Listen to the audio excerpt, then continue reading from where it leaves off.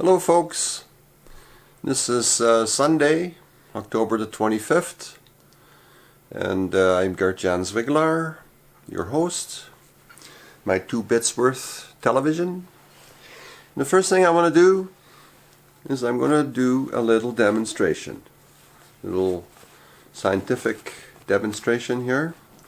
Now, by now, you all recognize this thing.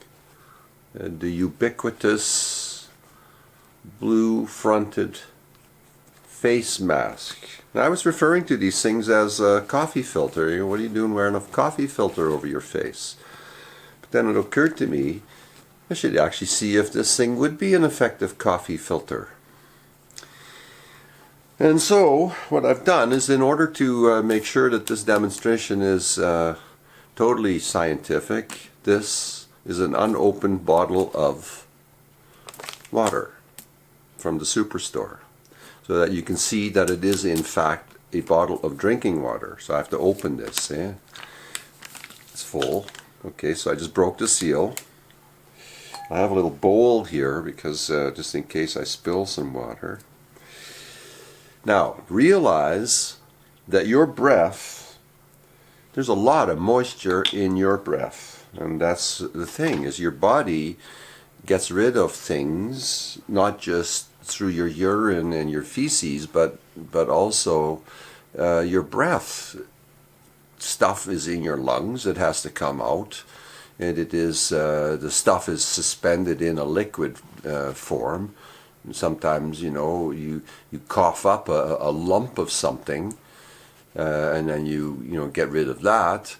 Well, it's moisture. It's of course water. The body is about, they claim, those who've studied it closely, that the body is about 78% water. So water is there's a lot of it.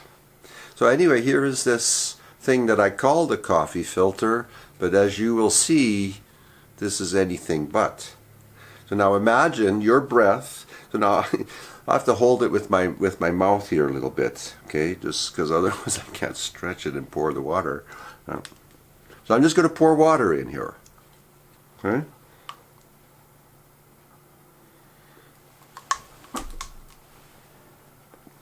Now you saw me pour in a fair bit. There's a puddle in here. Let's see if I can hold it up to the camera.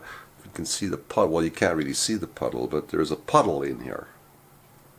You saw me pour the water in here. So here I'm holding it, over the bowl, just in case, I break an elastic or something. But it's not because I was scared that water was going to drip out of here. You notice there's not one drop's come through here. Not one drop of water, Oh, well, I poured some out of this end. See, look all the water that came out. Oh, you can't see that. Well, maybe you can. Maybe you saw me pour it out. Let me do it again. Okay, I've got the bowl is sitting here on my lap. And so, water. Pouring it in. Watch.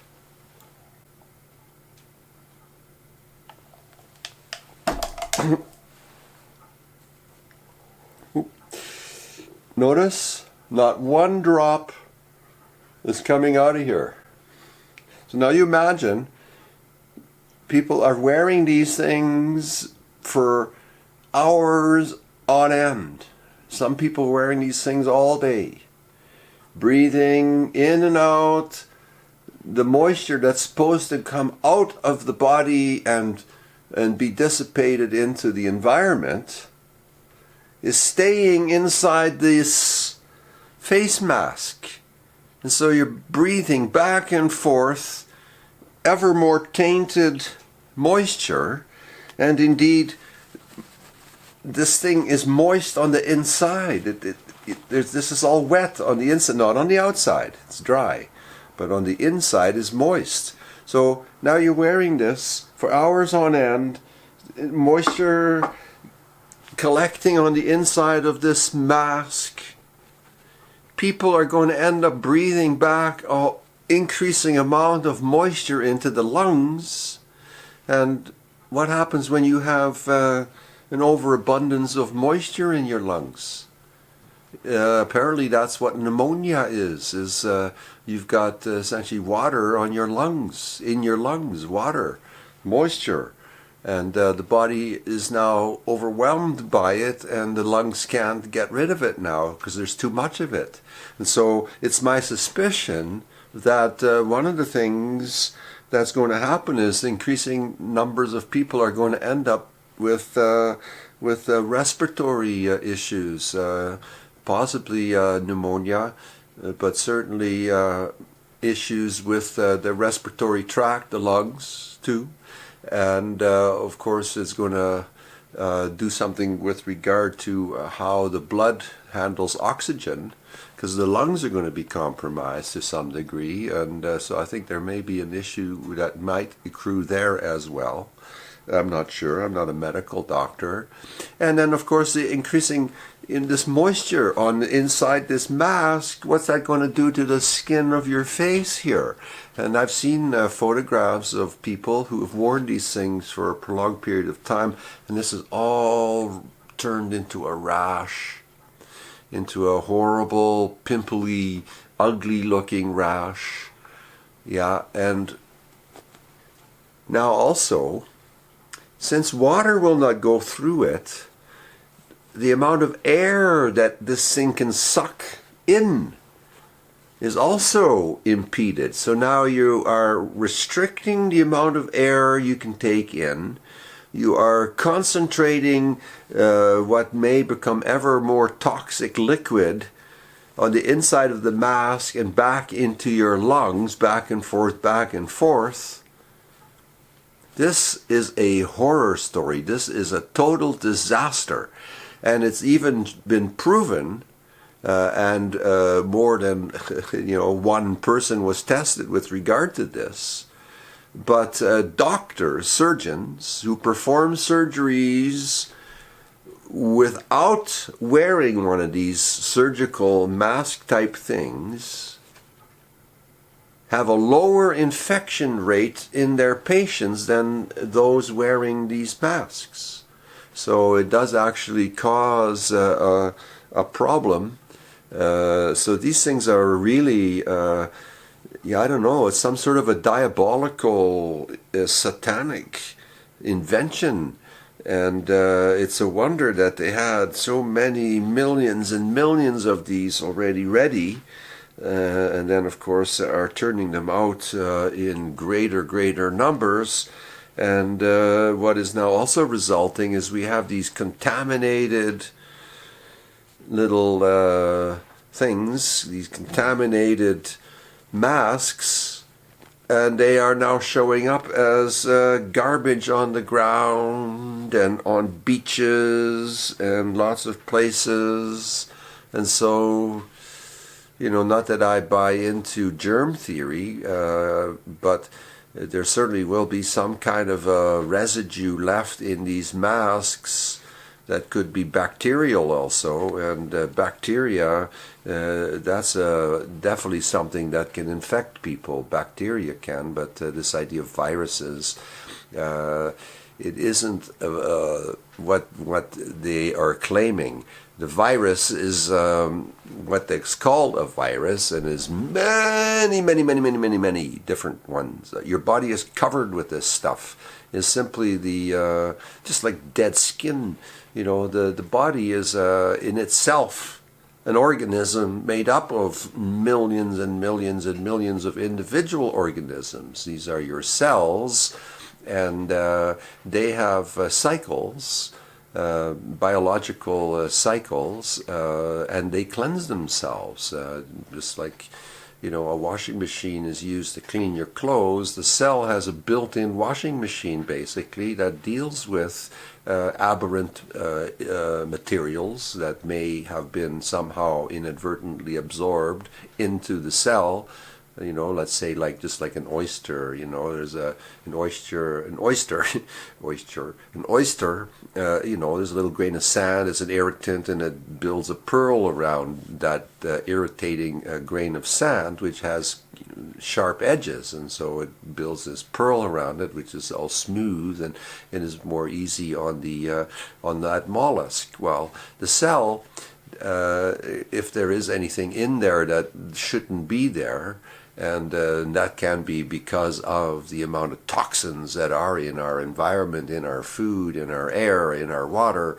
Our cells are overloaded, they are bombarded, and if you are not maintaining a healthy diet and a somewhat of a regular or semi-regular exercise routine to keep your muscles working and your heart beating and so forth, these toxins do build up, and some of them they accumulate in a whole lot of your cells, in perhaps your liver or your spleen or somewhere or all over in the body. And the body now is working extremely hard to get all that, because it takes energy. The cells have to expend energy to expel these toxins. And so there are cyclical expulsions of toxins, 30-day, 60-day, 90-day, that sort of thing, or even on yearly type of cycles, apparently. But given the increasing levels of toxins in the environment, and now the introduction of the G5 and eventually the G6 electromagnetic networks, G5 apparently, when it's going to be ramped up, will be running at around 60 hertz, which is a vibration, electromagnetic vibration that impinges on the body's ability to handle and deal with oxygen.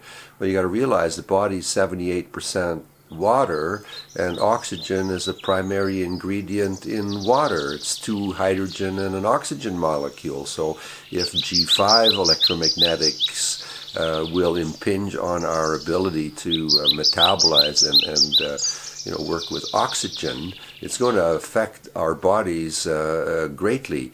And that may also be a reason why the cells are expelling ever more toxins, and people are being tested with a testing system that, say, picks a particular little coronavirus, they'll call it. It could be just bits of strands of RNA, DNA, some bits and pieces of whatever that cell is pushing out, and it is then enhanced by this PCR, I think it's called, test. And even the inventor of the test admits that doesn't really test anything as far as you having any great amount of a particular coronavirus. And again, those are ubiquitous. It's everywhere, and there's many different types of them, different combinations of DNA, a little bit of DNA, some RNA, in whatever, and maybe a little bit of a soap of some kind. As a binding agent, keeping it together. So anyway, this test then, this so-called COVID-19 test, takes whatever, and then it just sort of extrapolates it and turns it into like 40,000 times what it is there. And oh my goodness, look at that, you've got COVID-19. And that whole ridiculous germ virus theory is the foundation on which this whole mask nonsense is based. People are afraid that they're going to breathe in something that is called COVID-19, will be soon COVID-20, and then COVID-21 and 22, that they can actually breathe something in, and that's going to possibly kill them. But I don't think that's the story at all. I think there's something else afoot. And I think there's an awful lot of subterfuge. I think there's a lot of hoax and fraud going on. And so my advice is, don't wear these things. You should avoid these things like the plague. Unless you are doing something like cleaning out your cat box, you might want to wear this for the few minutes that it takes in the event that there is a smell. This may keep a bit of that smell out. Again, that should tell you something.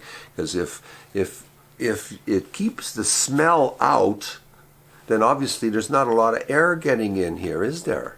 And so that's another thing that you should consider.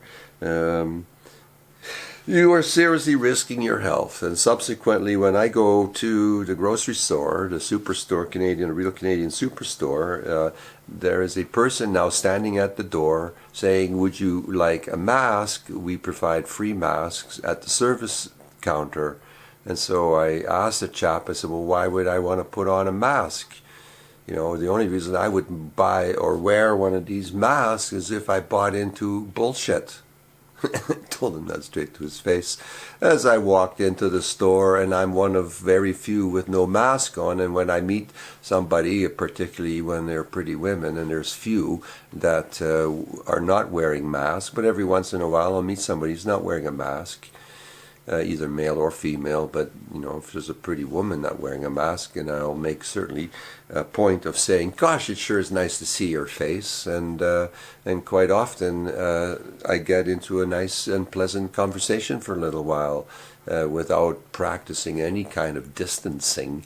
What kind of nonsense is that? And the very idea of social distancing is an oxymoron. Like, come on, people. Social distancing. Social means that you're close and together, and distancing is the exact opposite. So, you know, it's very Orwellian double speak. And remember, they who make the definitions hold the reins of power.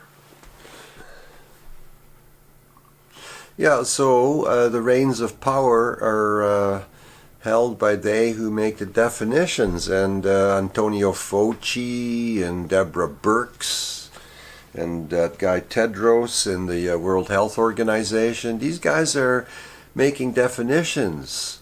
You know what, Mr. Ferguson, that ridiculous mathematician, statistician creature in Great Britain, who has been wrong every time he's made predictions regarding the outcomes of various scams and schemes perpetrated by the pharmaceutical industry to promote the use of very dangerous chemical concoctions, vaccines and immunizations and such.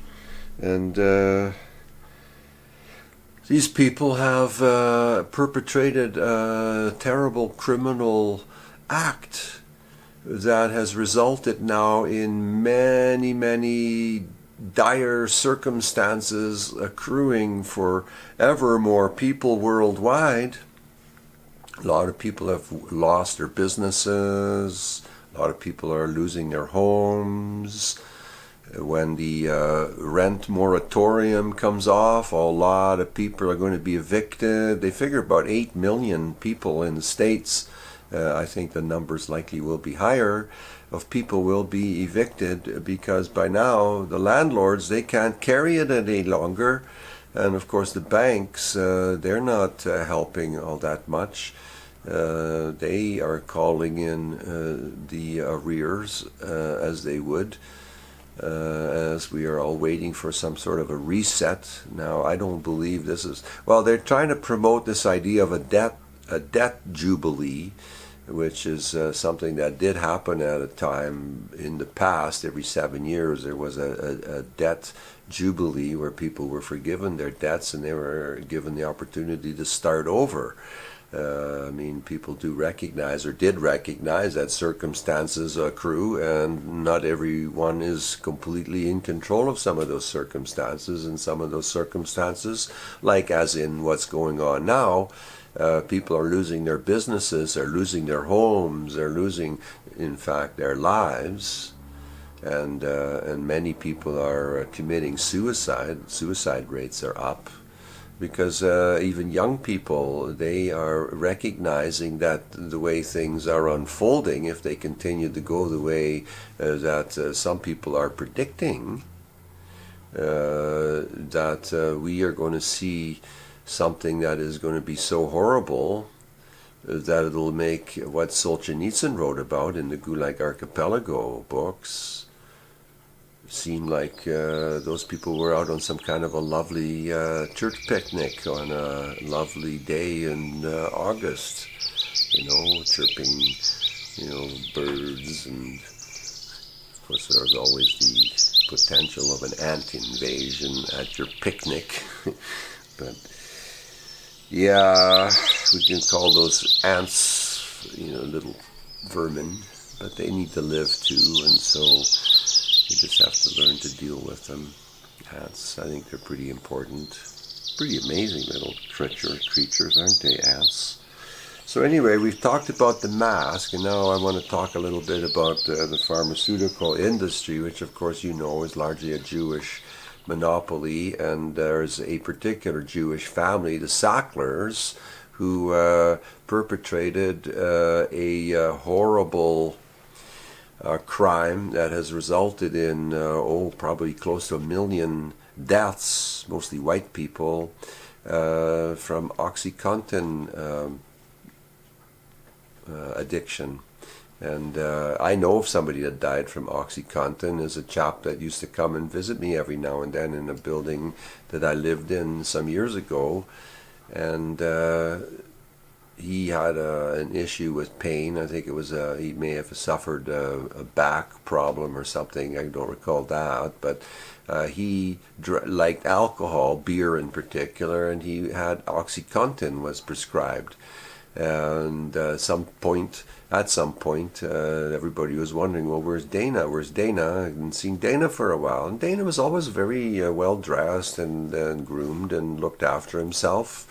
And somebody came to his apartment one time, some 3 or 4 days later, found him dead in the bathroom. He died while sitting on the toilet, and yeah, he had a major issue because of the OxyContin and alcohol combination, and that's not apparently atypical. So now this Sackler family, these Jews, have been fined with a pretty hefty fine, but apparently the fine is peanuts to these creatures, and that they really need to be addressed with rope therapy, in my opinion.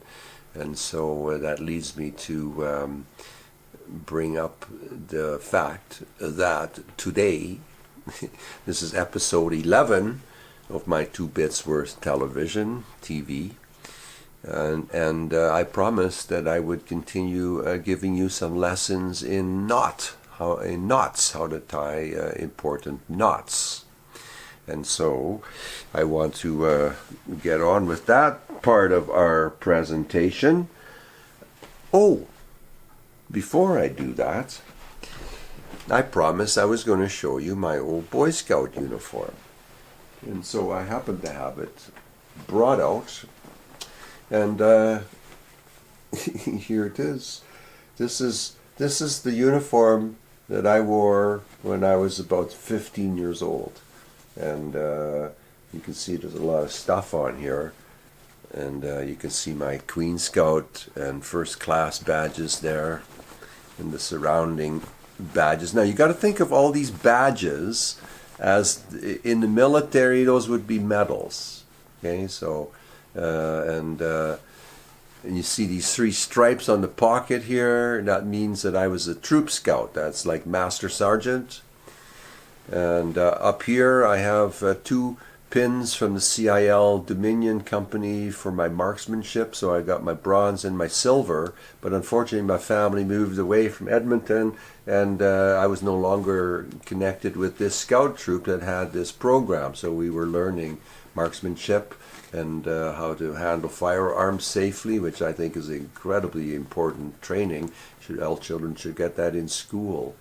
See this little one here means that I took training in how to be a Cub Scout leader.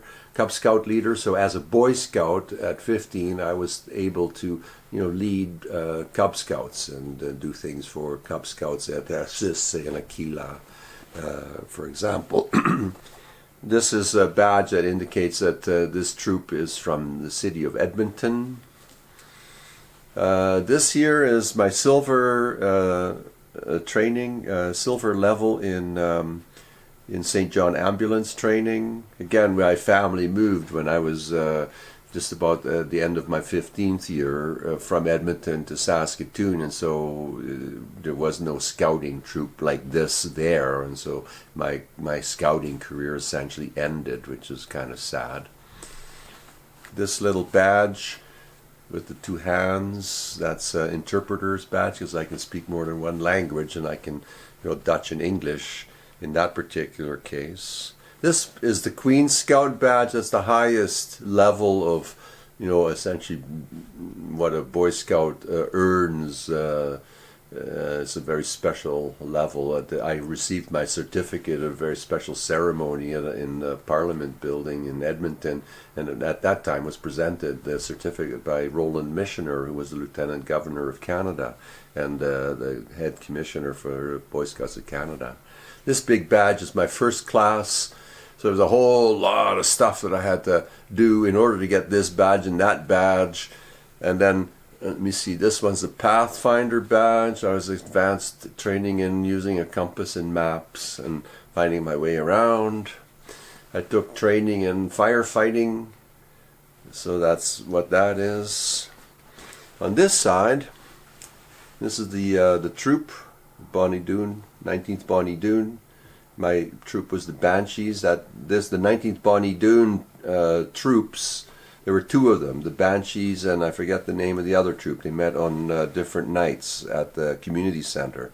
I took a mountaineering course, so that's what this is. As an artist, already by that time I was already producing artwork. I had a great interest in visual arts already by that age. I took a course in plumbing. Yeah. Oh, an astronomy course. I was already an avid stamp collector, so I had a massive and organized stamp collection. I was involved in theater already by that age, so that's what that is. And and as you can see, my rifleman badge, that's because I did, as I've shown you, I did training in firearms safety and how to aim small.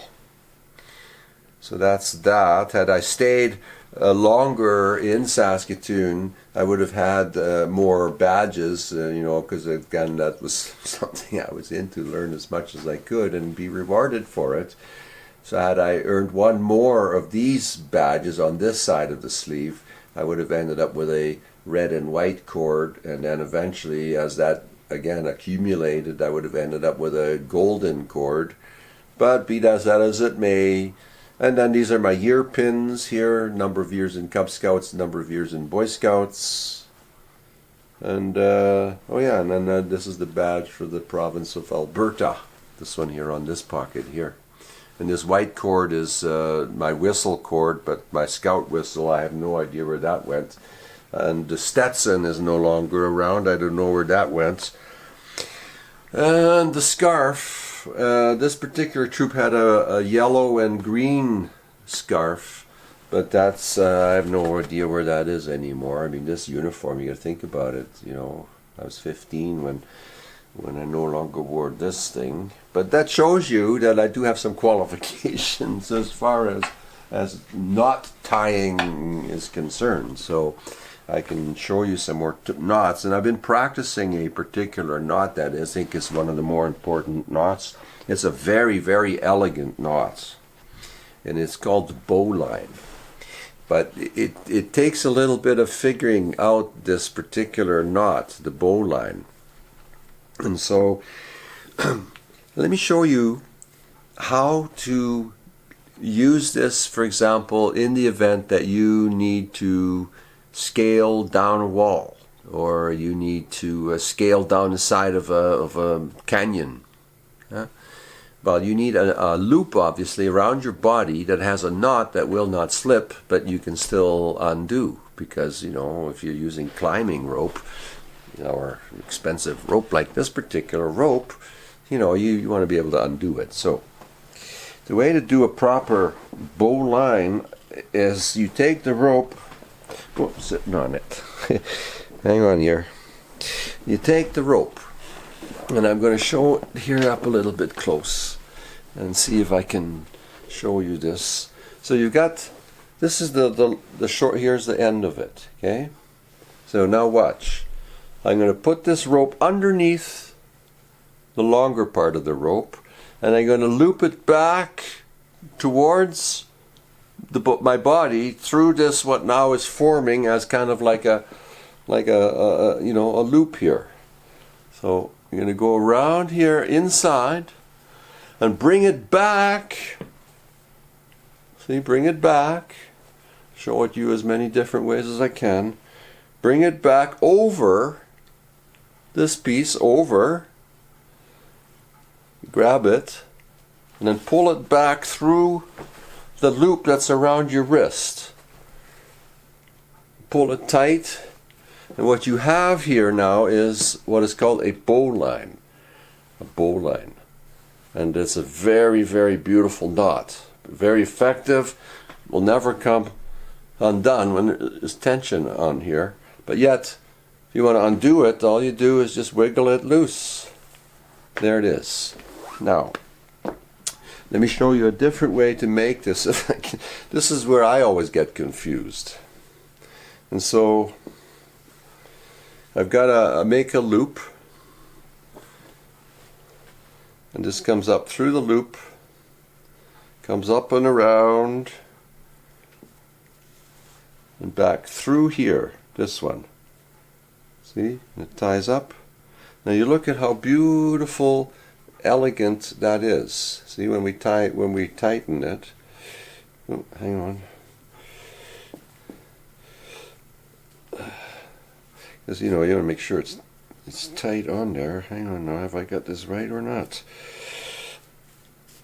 No, I don't think so. I think I did this wrong. This is I can do it around my body, but then when I try to get it on this way, that's when I get it not quite right sometimes. You have to do a little bit of practice here. So, now how did I have this? You go through the loop. This should be on top, this should be under. Okay. Yeah, so that doesn't make sense, does it? You go down in here, and up and around, and through. No, that's not it either. Okay, I'll be back.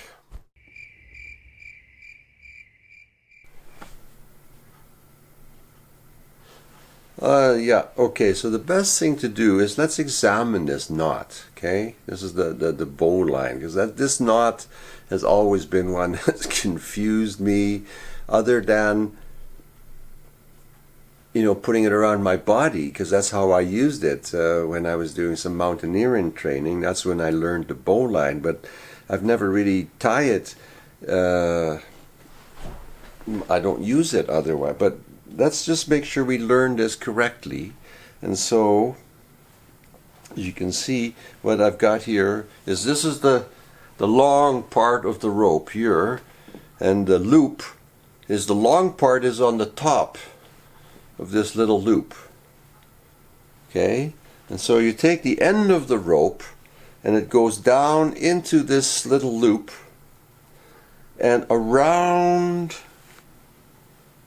the long part of the rope like this, and then back in through this loop.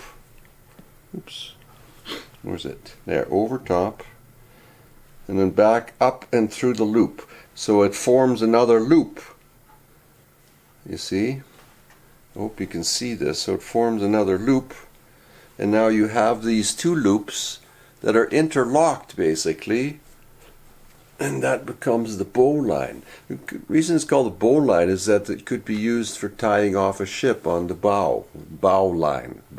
It doesn't slip, so you can throw this loop around the cleat on the dock and it's not going to come undone. You see? The bowline. See, very, very good knots. But look, practice that as I showed you, how to tie it around yourself. Okay, so that's a bowline.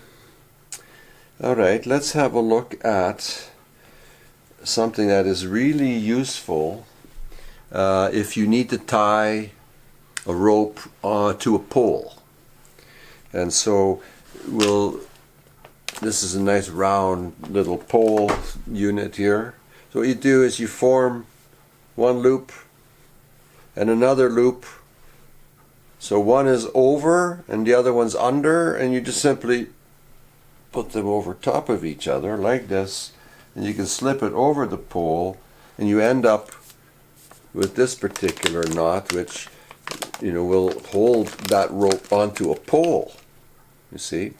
And sometimes what you can do is, if you need to, is you put a couple half hitches in here and tie them off if you want to, if this has to be of some sort of a permanent situation, and then just simply tie this off with a hitch like that, you see. Now you've got something that stays onto a pole or a tree extremely well. This particular hitch, clove hitch, I believe that's what that's called. I have to refer to my little handbook, Queen Scout, Tenderfoot the Queen Scout here, just to make sure that I've named that knot correctly. As I told you, it's been a while since I've looked in here. Yeah, the clove hitch. It's a very useful knot, the clove hitch. Oh. Let's name the parts of the rope here. Okay, so this is the free end.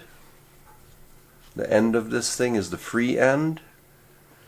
When you have this part of the loop, this part here is the bite, and then this is the standing part. Is this the standing part, the bite, and the free end? Okay, and the knot I showed you just now is the clove hitch. So it's a loop,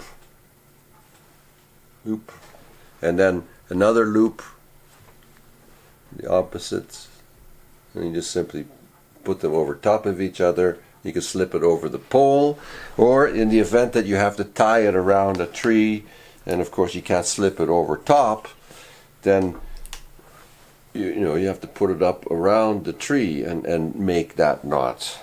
Now I don't have a tree here to show you, so you just have to kind of imagine that, and I'm sure you'll be able to figure that out easy enough if it comes to doing it on a tree.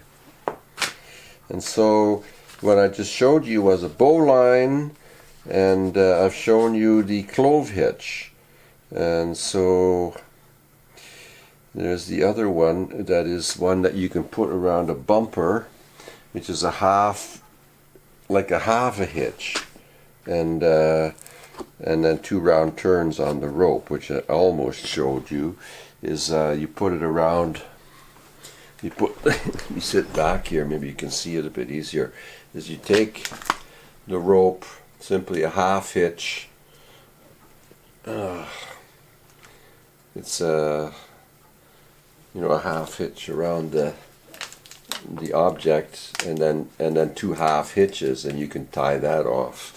That's not a very good demonstration, but it's hard to do that I don't have the right pole, and so I'll have to get maybe a block of wood or something in here for maybe some further knot tying demonstrations.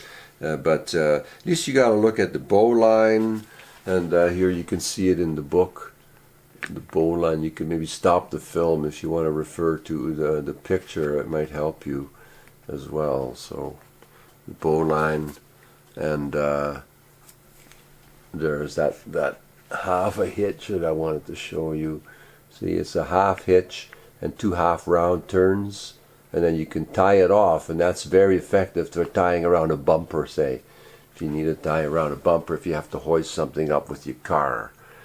Some things that weigh 200-300 pounds, and you're out in the forest or someplace and you have to hoist something up, that might be a way to do it. So you could, loop the rope around a branch and use that half a hitch and 2 half rounds like that.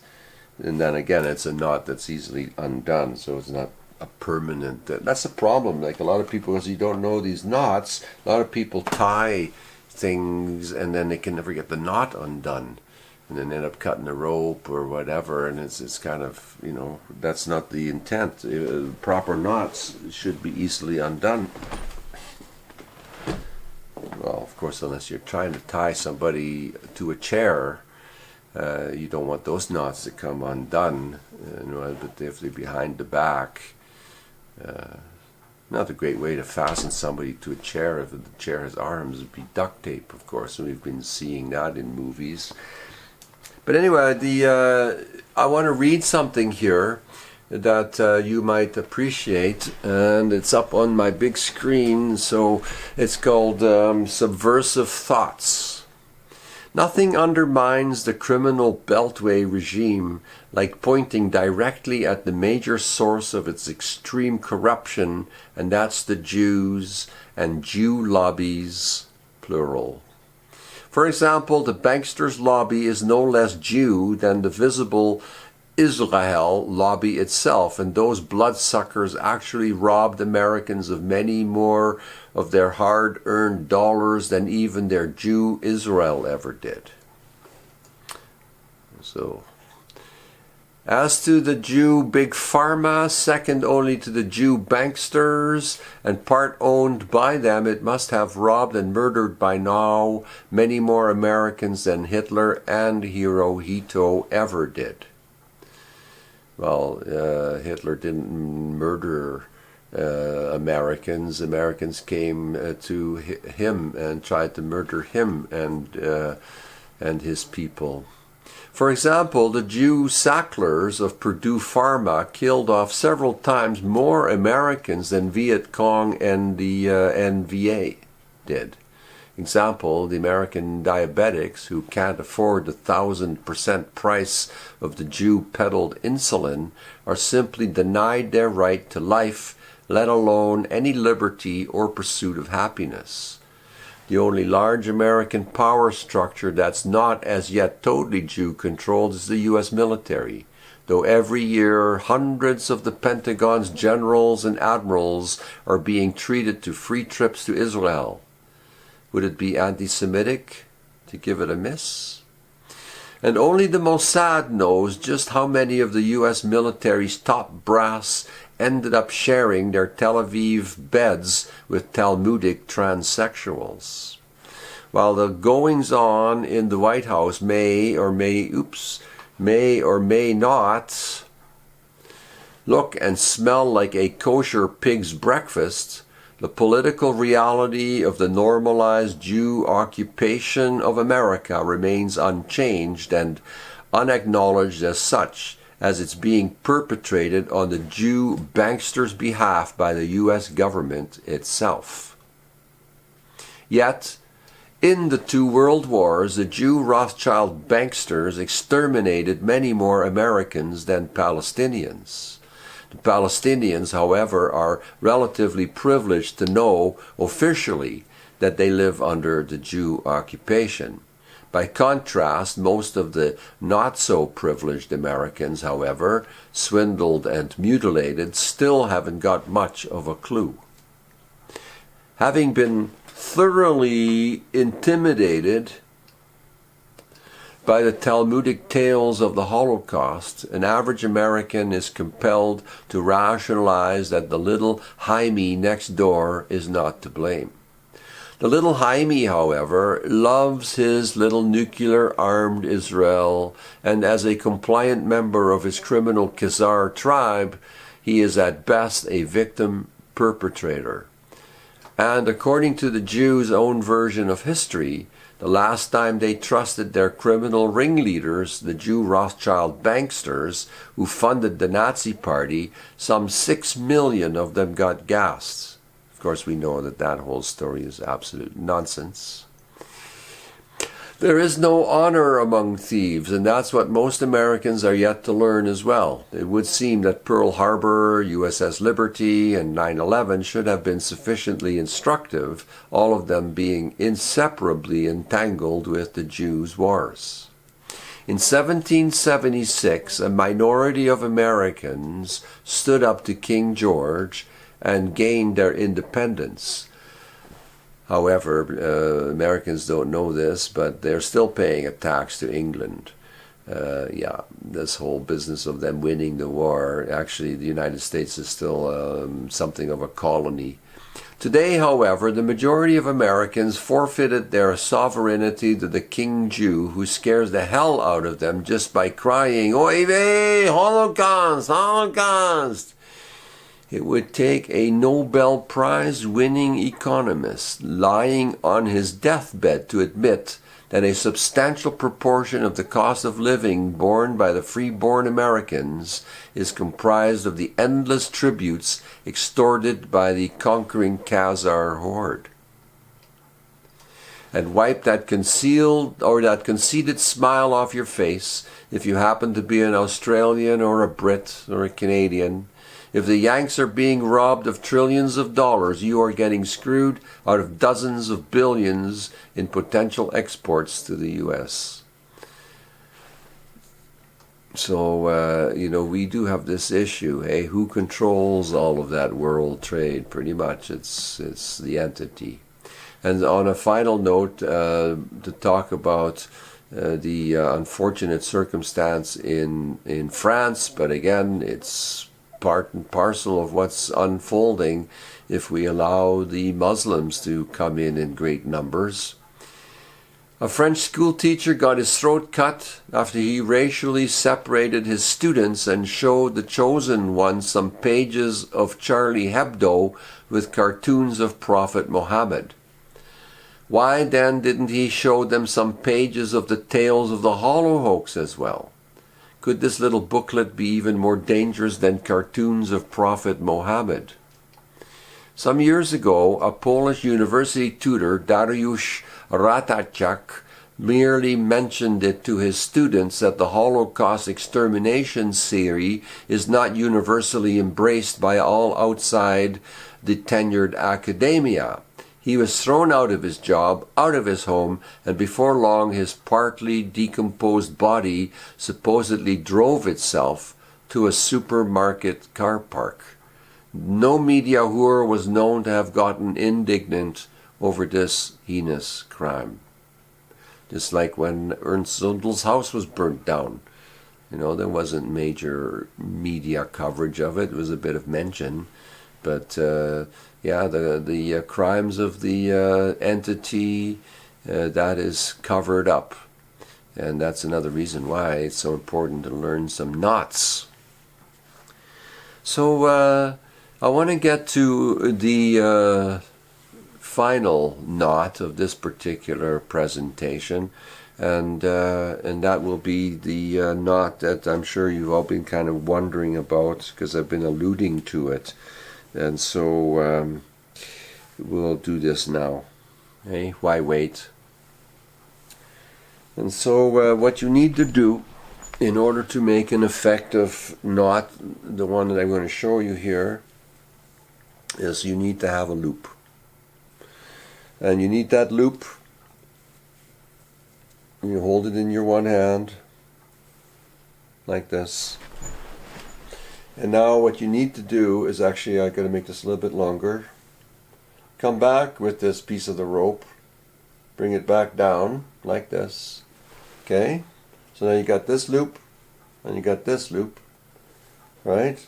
So now what you do, you simply take this part of your rope and you just simply start wrapping it around this loop. And it's along the free end here, this part of your rope, the part that's going to be, say looped around the branch or whatever.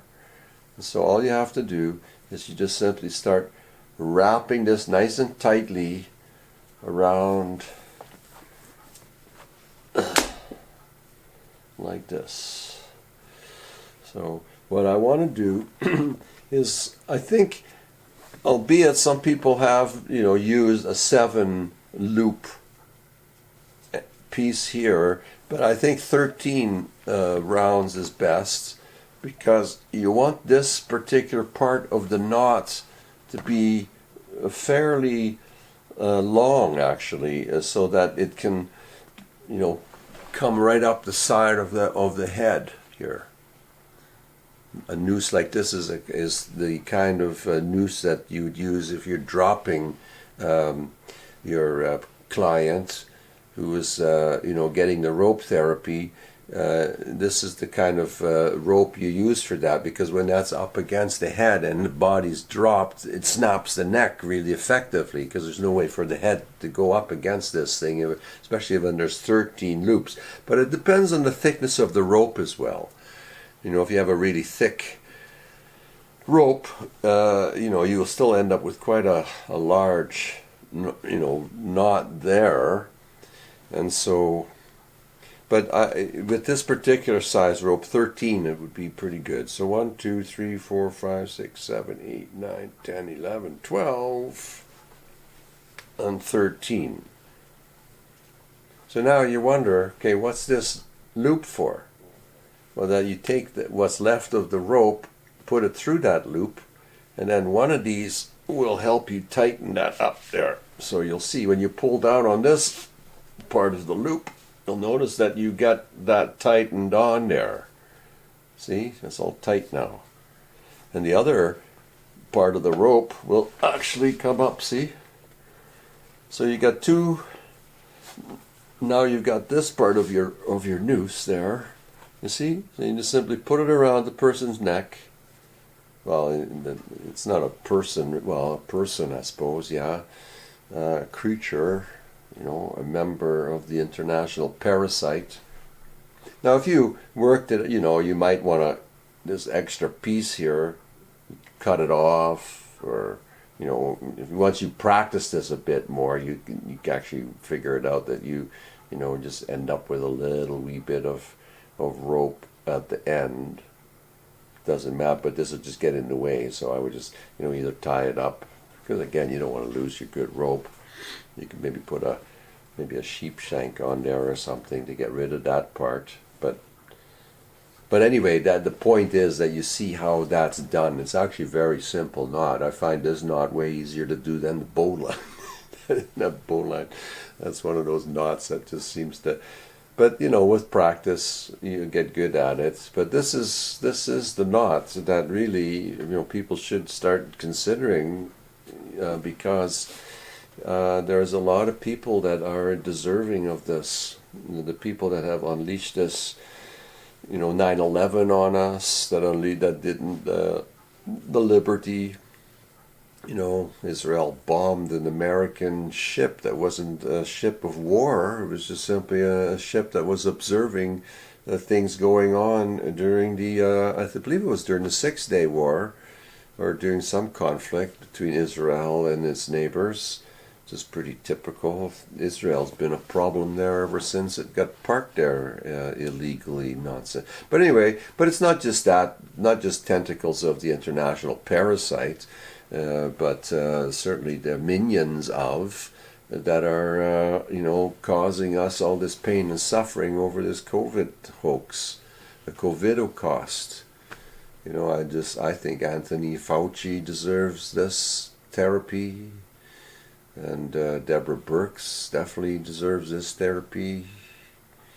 You know, I'm sure Tedros, the head of the World Health Organization, what is it, Ian or Neil Ferguson? I forget what his name is, but that statistician in England who, because of his advice, you know, because of him, a lot of this nonsense came to be, and now we have people committing suicide. You know, children. Well, mind you now, about children not going to school. I'm not a big fan of the public school system, as you likely know by now, those of you who've been following some of my talks. I think homeschooling is really the way to go, and whoever came up with this ridiculous idea that we all have to learn exactly all the same things. You know, yeah, it's great. Learn arithmetic, learn how to read, learn how to think. Learn how to use your imagination, but gosh, when you given the amount of information that's available and important for us to know, you look at what you're being taught in the public school system. A lot of the information that you're getting there is really not all that useful to you. You know, you don't learn how to grow and can food, for example. You don't learn how to hunt a deer and to prepare it for food. all those sorts of important things. You don't learn how to sharpen a knife. You don't learn how to invest your money properly. You don't learn those kind of skills, entrepreneurial skills. Basically what happens is that people come out thinking, well, Martha, I gotta go get a job now. So you're working your ass off all your life to make somebody rich, and you're just barely making ends meet, but you're giving it your all. When in fact what really should be encouraged is a return to cottage industry, and that would be far more meaningful for people. And why do we only have to have 3 car makers in North America? We used to have a whole bunch of them, all different, way more choice, way more competition, and some of the vehicles that were produced were very beautiful and very imaginative. And now a lot of cars kind of look the same. My Jetta, for example, white little Jetta. There's a Hyundai, I believe, that looks much like it. I think General Motors has a vehicle that they all kind of look like they're the same kind of class of vehicle, and you almost wonder, are they interchanging parts? Which I think that's likely the case. So, it's, well, of course there's an advantage as far as I'm concerned. Driving that white Jetta is blends in with so many other vehicles. It's not as easily identified. That's Gertrude's car, which is probably a good thing. But so anyway, there you have, a quick little device that you could maybe show some people that you might want to say, listen, buddy, you either start to toe the line and become civil and start thinking of us all as human beings and not as animals in human skin, and treating us as such. Bill Gates with his program, Bill and Melinda Gates, I think they deserve this kind of rope therapy for what they've done. I mean, think about it. Bill Gates promoted a program in India that's resulted in over 400,000 paralyzed children. I mean, don't you think that he deserves, something that might give him a little kind of an idea that we don't really like, the sort of things that he's been promoting and what he's actually already done, Melinda, Bill and Hillary. Maybe Rahm Emanuel, Dianne Feinstein, Madeleine Albright, maybe Henry Kissinger. Yeah, I mean, there's a long list. I could go on and on with the list off the top of my head, but that's just depressing. I'm sure you all know who deserves a bit of that therapy. I certainly can think of some deserving individuals right here in Canada, and for lots of you Canadians listening and watching this, yeah, you all know who here is deserving of that kind of treatment as well. We are going down a dark slope worldwide. The communists, Jews, Satanists, the Luciferians are making a real hard final push and getting you all to wear masks and to consider taking a vaccine. Yeah, it's all part of it. Do not go taking those vaccines, because you will just simply be committing suicide by doing that, and that is what will come down. And the sad thing is that for those of us who were refusing to go along with this whole ridiculous nonsense, will be targeted unless you all collectively start pushing back and start realizing that no, I'm not wearing the mask because it's going to make me sick, and why should I be volunteering to commit suicide? That just is ridiculous. And so we need to now be strong, and this is really no different than any other time in history when the entity has pushed too far, and lots of people realize it and they fight back, and eventually push the entity out of their nation. Well, now we need to push the entity off the planet altogether, and that is the only solution, a final solution. And I think I will leave it at that, because I need to process this recording and get it up on BitChute. So hopefully you will have an opportunity to see this on Monday, the 26th.